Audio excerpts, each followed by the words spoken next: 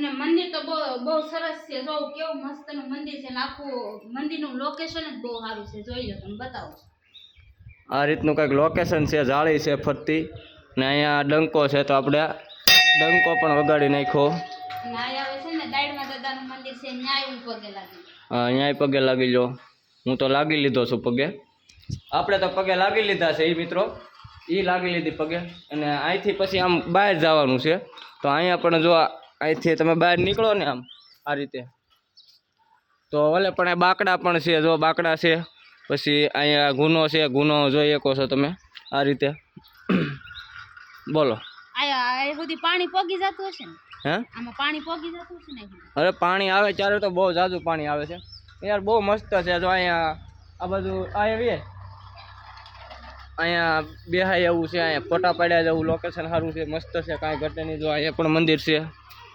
જય રાંદલમાનું મંદિર છે અહીંયા અને અહીંયા મકાન છે અને અહીંયા કાંઈક આ ટાઈપના બાકડા છે જોઈ શકો છો આ શું છે વડલો છે ને વડલો જ કહેવાય ને મને ભૂલાઈ જાય યાર પાછું તો આવું છે મિત્રો બધું અને બીજું તો કાંઈ નહીં આ મંદિર તમને કેવું લાગ્યું અમને તો બહુ મજા આવી અહીંયા આવીને અને તમે પણ એક જરૂરથી આવજો અને આપણે લાસા જાથા નાથી આપણે આવ્યા ખોડિયારમાંના મંદિરે મેં તો અહીંયા તાતણિયા ધરાવાળા ખોડિયારમાંના દર્શન કરી લઈ અને આ બધા છોકરા જો અહીંયા જોવે છે અમને હું જોવો છો તમને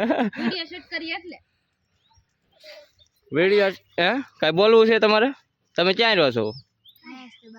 અહીંયા બાજુમાં રહ્યો છો અને આ લોકેશન જોતા એવું લાગે છે કે ચોમાસામાં તો બહુ જ મજા આવે ને આ બેહીને બધું જોવાની તો બહુ જ મજા આવે હે જોવાની બહુ મજા આવે ને આ તો જોવો બેઠા જોવો બધું અત્યારે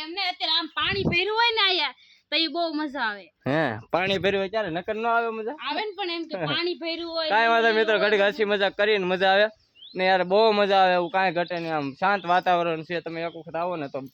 જરૂરથી આવજો હું તો એમ કહું ને